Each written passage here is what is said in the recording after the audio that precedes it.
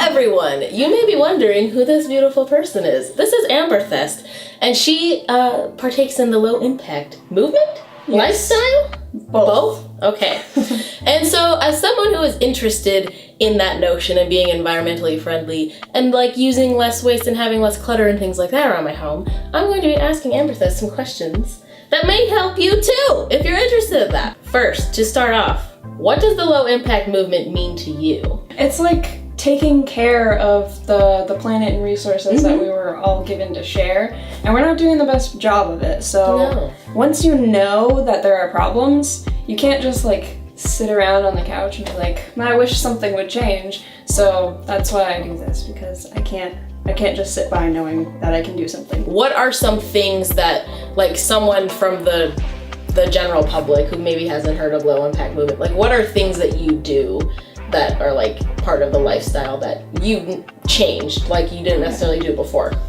I think like the one biggest thing that I like give advice on to anyone who wants to start, the first change I made was bringing reusable shopping bags.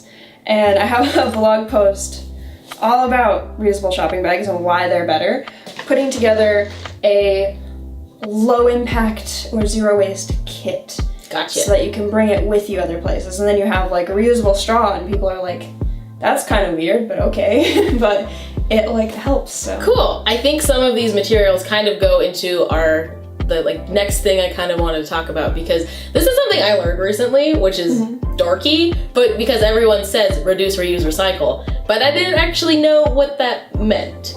And I was just like, all of those things, but it's actually like a tier system. Yes. And so I was wondering if you could kind of explain that and like the process of how you're supposed to use reduce, reuse, recycle. Reduce is the most important one, which is why it's the first step you do. Reducing like the disposables and things that you bring into your life that you don't really need or that you can find simple alternatives to is the first thing to do. You're saying you have like your kit of things that you take with you.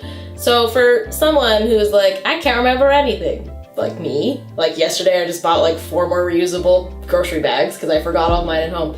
Like what do you have like tip-wise to help you remember those things? First, because how I learned to get in the habit may not help everyone, on my blog post, amberthest.com/blog, there is a whole thing in my how to make a zero waste kit thing. There's links and stuff, but how I personally got in the habit of bringing the bags and then my kit was anytime I'd like go shopping, if I forgot my bags, I would have to buy only what I can carry and carry everything I buy. So that if you're going like for a big grocery shopping and you can't go home and get your bags and you can't afford to buy a bunch of high quality bags, then you have to just like load everything from the cart into your car and then bring your bags down and bring it into your house. So that like teaches you when you're about to leave the house and you think grocery store, you remember all those loose items that you have to like carry.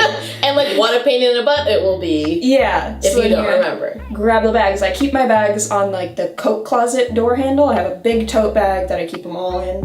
And so you just grab that and we're good to go. Awesome. That is I love that idea of like punishment. Yes. Because it is pretty motivational. It is. To like be inconvenienced by yourself and you're like thinking of your future self in that. So like someone I was talking to recently, we were talking about the ban in Seattle for the one-use plastic straws. Yes, I love it so and much. They were talking about like, well, if I'm gonna bring my own straw everywhere, like isn't that a pain in the butt, like to clean and to carry around? And I was like, I don't think it would be that hard. But then again, I haven't actually done it. Yeah. So I'm wondering like what you can respond or how you respond to that. This. Oh. If you get you a reusable straw, this makes it super easy, and then it's just a breeze to clean your straw, and like no sitting there like running it underwater hoping everything comes out. That's nasty. This, like you just do it a couple times and it's as easy as like washing a fork. We talked about reducing, which is the biggest part, so I figured we should talk a lot about that. But like, so reusing. First of all, like the little containers and like ice cream buckets and all kinds of plastic things while you're still working on finding alternatives that don't come in plastic, or if you need things that come in plastic for whatever reasons, no judgment here, but you can reuse them, like I use a lot in my art room, but you can use them to hold like office supplies, like screws and like tool things. Instead of buying plastic bins at Target. Exactly. Yeah. I really do like things that come in glass for whatever reason. Yes, I reuse so much glass. Like my kitchen is full, like where is it? My water bottle is also a travel mug, and it's just pasta sauce jars. They work amazing, especially once you get the smell of pasta sauce out of the lid. Oh, that is important. And something I feel like I saw you do on like Instagram was taking the pasta jars and going to get like peanut butter or other bulk foods in them. Yes. If you don't have bulk bags and you have like a health food store such as something similar to Whole Foods, they have a system for getting your tear weights so that you can just fill up your jars with food right away and you know how much you're getting. It's really nice. What do you do with, like, we recently bought like the cloth with beeswax on it to like remove saran wrap from our stuff.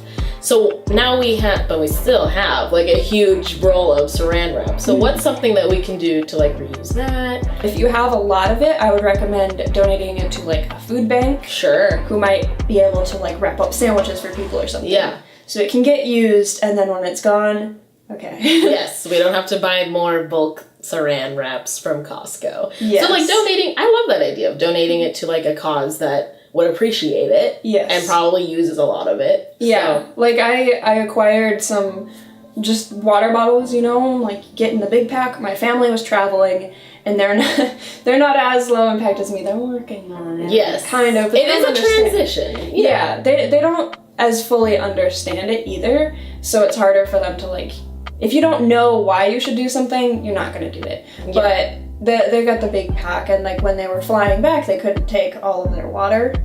So it was left at my house. I'm like, I bring my own water everywhere. Yeah. I have a water bottle that I take everywhere, yeah. Yeah, so I'm going to be bringing those bottles to the food bank, so somebody can get use out of them. So on the straw topic, to go back to that, this is a stainless steel straw. You can get them bent, you can get them in glass, bamboo, acrylic, everything. They're amazing. But if you don't have that access, you can reuse the plastic one. That's true. Yeah, so then all you need to do is like, most health food stores should have these, like this was less than a couple bucks. And if it doesn't wiggle, floop. There you go. That's a good point. Because like those would probably last a long time. Yeah. Basically it's just being thoughtful and like, how can I reuse this? Is there a purpose I can use this for before I put it in the recycling bin and or trash can? Recycling, again, just recently learned that there's a whole thing you gotta do. My apartment gave me this handy thing when I moved in. Oh my gosh! So depending on your area, you want to know like what your recycling center takes. Because if you keep putting things that they don't accept in there, they're gonna not want to collect recycling anymore. It was really handy that this is like posted on the recycling dumpster at my apartments, and like it tells you, I don't know, I can't see everything on there, but it tells you what to do. So you're not gonna wanna put like dirty things in there or anything that's not on the list. Pizza boxes are commonly, like everyone I know is like, yeah, you can just recycle a pizza box. It has grease on it. So you can't. That sucks! Plastic bags are not as recyclable as you think, and then just plastic in general. As Americans, we are creating so much plastic waste that we can't recycle all of it. And we have been shipping it to other countries that have now been overrun by our plastic trash. And they cannot keep up with it. They don't want it anymore. It's going directly into the ocean. Like, no, like, just because you put something in recycling with that good intention does not mean it's getting recycled. Well, thank you so much, Amberthest, for joining us. And she is going to have a video where we discuss more on her channel, which is youtube.com/Amberthest. Yep. I am so excited to be thinking about this more and calling companies. Thank you for having me. Any excuse to talk about this. Like, I could talk for days nonstop. Oh, I think we're gonna talk some more. Yes. We're gonna ramble for your channel. It's gonna be great. Yes, if you want to see like an hour plus long podcast style. Yeah, check out Amber's channel. All right, thank you all, and we'll see you next time. Bye.